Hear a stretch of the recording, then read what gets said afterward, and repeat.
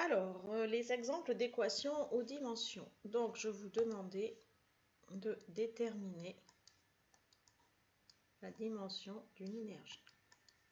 Donc, on utilise les formules qu'on connaît. Donc, l'énergie, on connaît le travail d'une force. Donc, Newton fois mètre.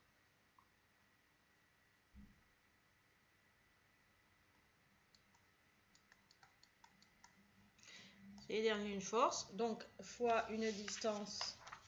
Une distance, c'est une des 7 une dimension fondamentale, donc fois longueur. Donc maintenant, il faut déterminer la dimension d'une force. On sait que somme des forces égale masse fois accélération. Donc, je vais progressivement remplacer la force par quelque chose d'équivalent.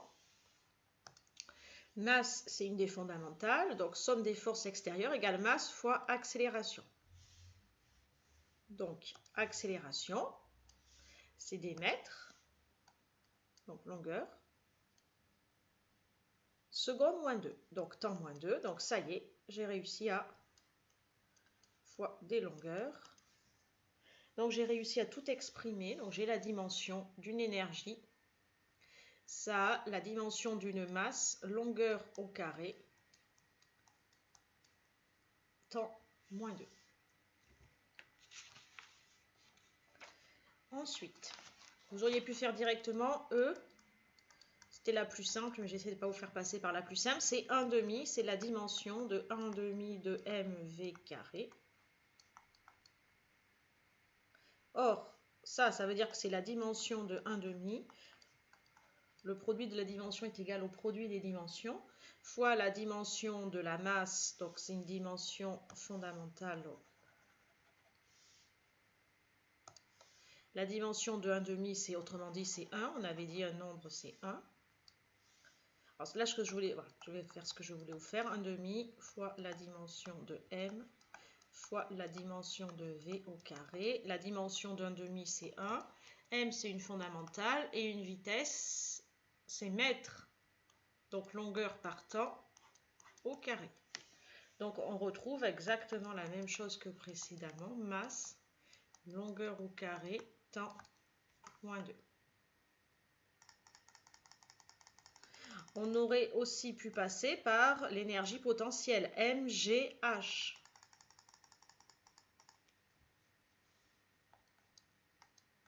Tous les chemins mènent à Rome en équation aux dimensions M fois, c'est la dimension du produit MGH.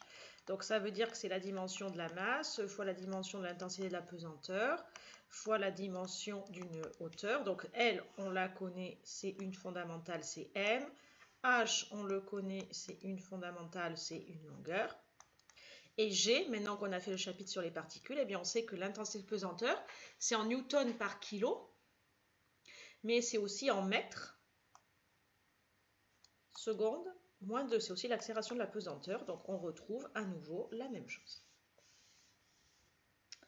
Ensuite, la dimension d'un angle.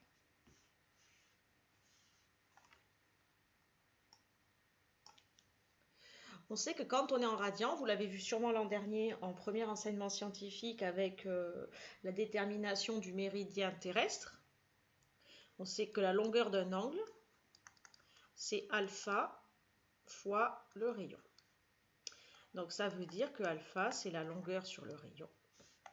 Ça veut dire que la dimension d'un angle, c'est la dimension de la longueur sur le rayon. Donc c'est la dimension de la longueur sur la longueur du rayon. Donc c'est longueur sur longueur. Qu'est-ce qu'il reste? Un angle est adimensionné.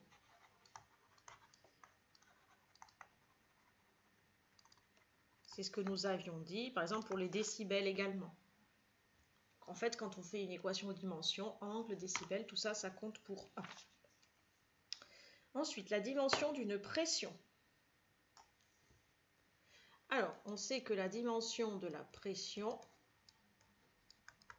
c'est la dimension d'une force sur une surface de Pascal. Donc, c'est la dimension Le quotient, la dimension du quotient est égale au quotient des dimensions sur une surface. Donc ça, c'est toujours la dimension d'une force surface, mètre carré, donc c'est une longueur au carré. Maintenant, on va chercher toutes les formules, les expressions qu'on connaît, qui utilisent une force, et donc on va les exprimer. Donc par exemple, on sait que somme des forces égale masse fois accélération. Donc c'est la dimension de la masse fois de l'accélération. Donc la masse, c'est une fondamentale. L'accélération, c'est longueur sur temps moins 2. Donc l'accélération, c'est ça. Donc il y a une longueur qui s'élimine. Donc la dimension d'une pression, c'est masse, longueur moins 1, temps moins 2. Vous voyez que quand on dit pression en pascal, on n'imagine pas qu'il y a ça derrière. On passe la dernière, la dimension de R, la constante des gaz parfaits. Alors, on va utiliser la relation des gaz parfaits, PV égale nRT. Alors, là, je mets juste la formule, PV égale nRT.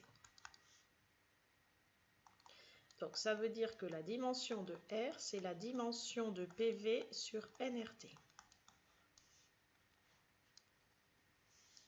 Ça veut dire que la dimension de R, c'est la dimension d'une pression fois la dimension d'un volume divisé par la dimension d'une quantité de matière.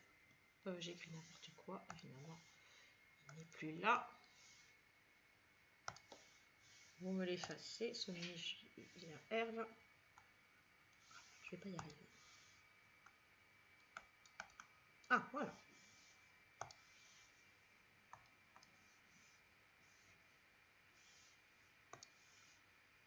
Ah, ça me fatigue.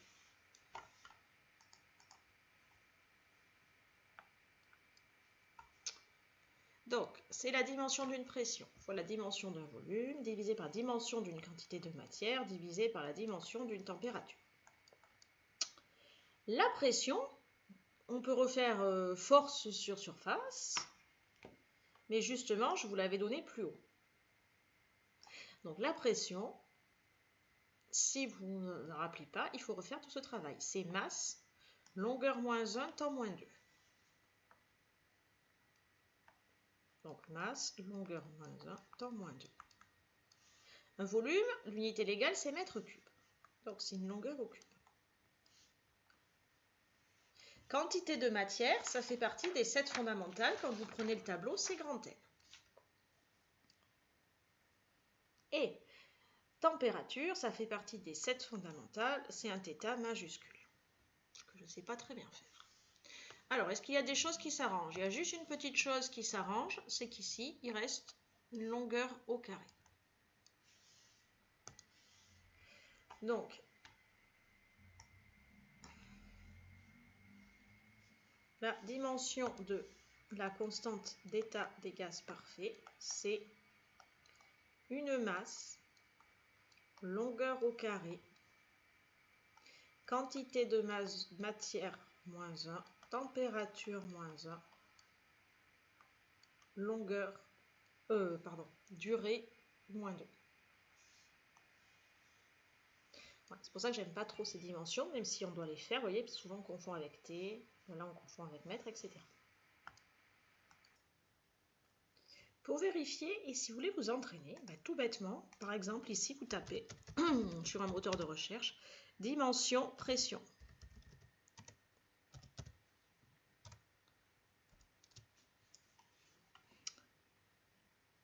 Masse, longueur moins 1, durée moins 2. Masse, longueur moins 1, durée moins 2. Donc vous avez cette ligne si vous voulez vous entraîner. Par exemple, on n'a pas fait la puissance, on a fait une force, implicitement, on a fait la pression, l'énergie, on n'a pas fait la puissance, on n'a pas fait le champ électrique, on n'a pas fait la résistance électrique, on n'a pas fait le champ électrique, on n'a pas fait la capacité, vous savez la capacité en farad d'un condensateur, et la fréquence, c'est fastoche. Vous pouvez de même taper dimension de la constante des gaz parfaits, et donc vous l'avez ici, c'est celle que nous avons trouvée, mais là, vous l'avez avec des joules par exemple. Voilà.